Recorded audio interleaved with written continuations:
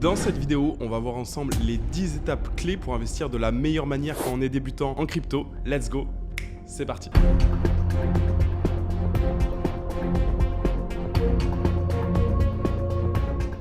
Alors le premier point, ça va être dans un premier temps l'éducation. Il est essentiel, il est crucial que tu saches dans quoi tu investis. Qu'est-ce que sont les crypto-monnaies? Comment est-ce que ça fonctionne? Et quel facteur va influencer leur valeur? Forme-toi un maximum sur le sujet avant d'investir le moindre centime. Parce que malheureusement, si tu ne sais pas dans quoi tu investis, le jour où un actif sur lequel tu t'es positionné chute drastiquement, tu risques de prendre peur et tu vas faire ce qu'on appelle un panic sell. C'est-à-dire que tu vas vendre à perte par panique. Donc aujourd'hui, si tu veux te former, ne néglige surtout pas l'information gratuite. Tu as YouTube, tu as énormément de valeur qui est partagée. Ou alors si tu veux aller encore plus loin, tu peux également acheter des formations et assure-toi que les formations que tu achètes proviennent de personnes qui ont les résultats que tu veux, qui sont compétents dans leur domaine d'activité. La deuxième étape va être d'établir une stratégie et des objectifs clairs et précis. Comme pour tout investissement, il est essentiel que tu définisses dans un premier temps tes objectifs. Combien es-tu prêt à investir? En fonction de ta capacité financière, tu dois définir combien tu es prêt à allouer à l'investissement. Qu'attends-tu en retour? Plutôt des profits, une diversification, sécuriser tes investissements. Dans quel délai et quel horizon de temps? Est-ce que tu as une vision plutôt court-termiste ou alors une vision plus long terme? Quel est ton profil d'investisseur? As-tu plutôt un profil agressif ou alors plus sécuritaire? Quelle est ta tolérance au risque? Elle peut très bien être totale, partielle ou encore toute petite, infime. Toutes ces questions, tu dois pouvoir y répondre de manière claire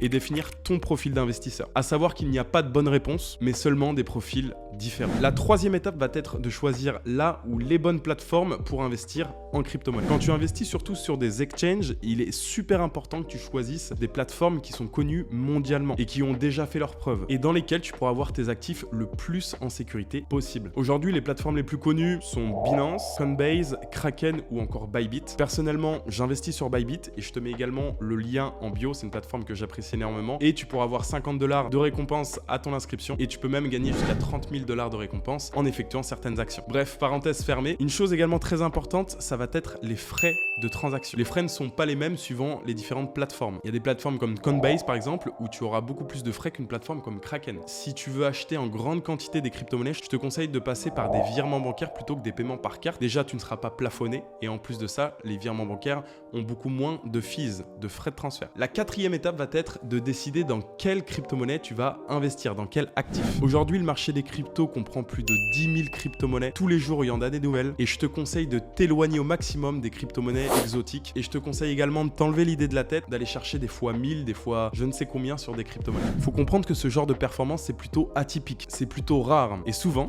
les personnes qui ont ce type de performance sont des personnes soit qui ont oublié leurs investissements et qui ont réouvert leur wallet à ce moment-là, ou alors des personnes qui, au contraire, étaient prêts à tout perdre parce qu'il ne faut pas oublier une chose, c'est que high risk, high return. Si tu as des gros potentiels de gains, c'est aussi que tu as de gros potentiels de perte. Il faut vraiment comprendre que tu n'achèteras jamais au plus bas et tu revendras jamais au plus haut. Donc concentre-toi plutôt sur des projets long terme, des projets solides qui ont déjà fait leurs preuves, qui seront là sur du long terme. Je vais te donner un exemple très simple pour que tu comprennes là où je veux en venir. Si on retourne au début d'Internet, quelles sont les entreprises qui sont encore là à ce jour, qui étaient là au tout début d'Internet? Et bah crois-moi, on peut les compter sur le doigt d'une main. Tu as peut-être Facebook, Microsoft, des entreprises, des mastodontes comme ça, mais crois-moi que ceux qui étaient là au début ne sont plus là aujourd'hui. Et bien c'est exactement la même chose avec le monde des cryptos. Le top 10 CoinMarketCap des crypto-monnaies avec les plus grosses capitalisations n'est pas le même il y a 3 ans, par exemple en 2020 qu'aujourd'hui, alors que ça fait que 3 ans et on parle que du top 10. Alors imagine dans 10 ans, j'ai pas besoin de faire de dessin, je pense que tu as très bien compris là où je voulais en venir. Ce qui nous fait revenir au point de départ. Concentre-toi plutôt sur les fondamentaux, comme Bitcoin et Ethereum, qui sont les deux plus grosses crypto-monnaies les plus solides. Pour autant, ce n'est en aucun cas un conseil à l'investissement, je t'invite à faire tes propres recherches et à développer ton propre opinion. Mais prends toujours en considération le contexte du marché, sa tendance, le projet qu'il y a derrière la crypto-monnaie et également ses fondateurs, leur background. Cinquième point, ça va être d'avoir des investissements diversifiés. Comme pour tout portefeuille d'investissement, la diversification, c'est la clé. Comme on dit, il ne faut pas mettre tous les œufs dans le même panier. Et bien là, c'est exactement la même chose.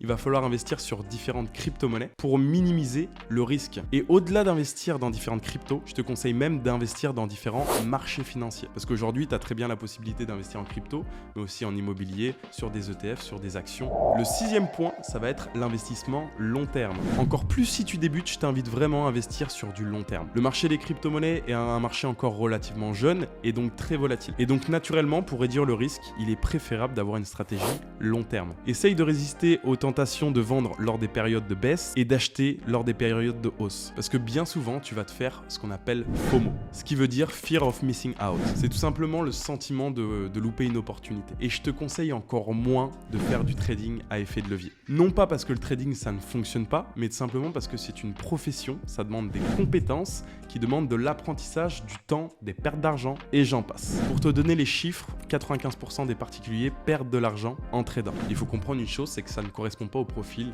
de tout le monde. Je te conseille donc d'utiliser une méthode très simple et facile à mettre en place, qui n'est rien d'autre que la méthode DCA, qui veut dire Dollar Cost Average. Cette technique, elle consiste simplement à investir une somme fixe prédéfinie au préalable en fonction de ta capacité financière, et tout ça de manière régulière, soit toutes les semaines, soit tous les jours, soit tous les mois, soit tous les 6 mois. Tout ça, tu vas le définir en fonction de ta situation et de tes moyens financiers. Ça va te permettre de réduire le risque, de t'éloigner des cours et donc naturellement d'avoir une meilleure psychologie et d'être moins stressé. De plus, ça va te permettre également d'avoir plusieurs points d'entrée, ce qui va te permettre de lisser ton investissement. Cette stratégie, elle est pratiquement tout le temps gagnante sur du long terme. Donc retiens bien cette phrase. Souvent, on sous-estime ce qu'on peut faire à long terme et on surestime ce qu'on fait à court terme.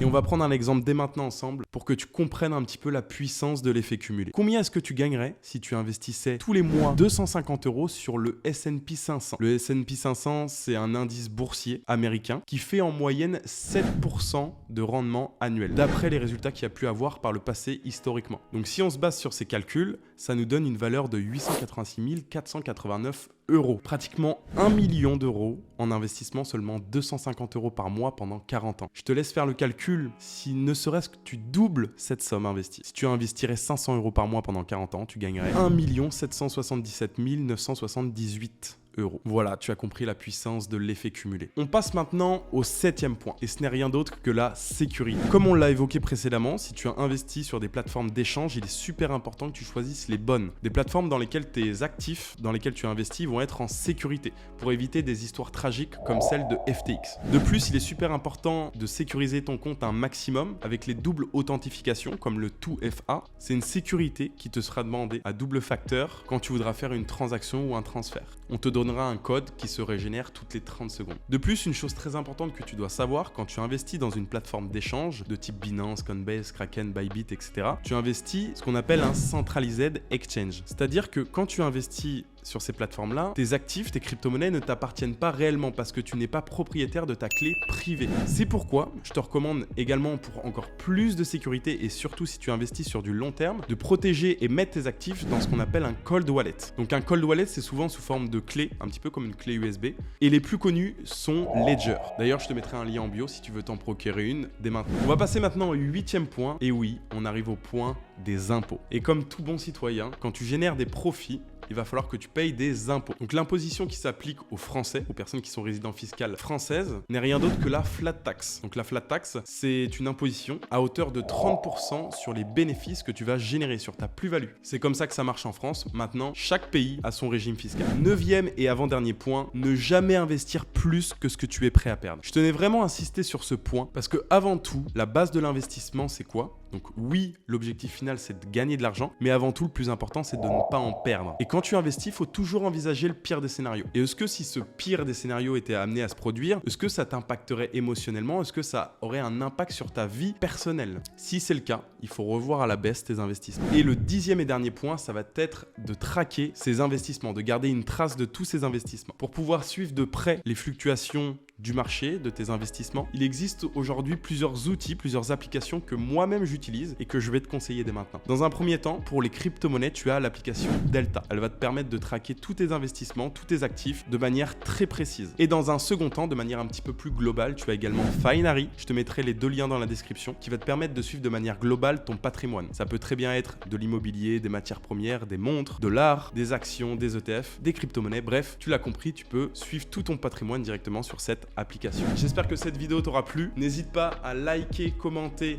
et t'abonner. Ça donne de la force et ça motive à faire d'autres vidéos pour vous partager un maximum de plus-value. Tu retrouveras également dans la description de cette vidéo un module de 4 formations totalement gratuites pour démarrer de la meilleure façon dans le marché des cryptos en partant de zéro. C'était Evan. On se retrouve très bientôt pour une nouvelle vidéo. Ciao, ciao. On est ensemble.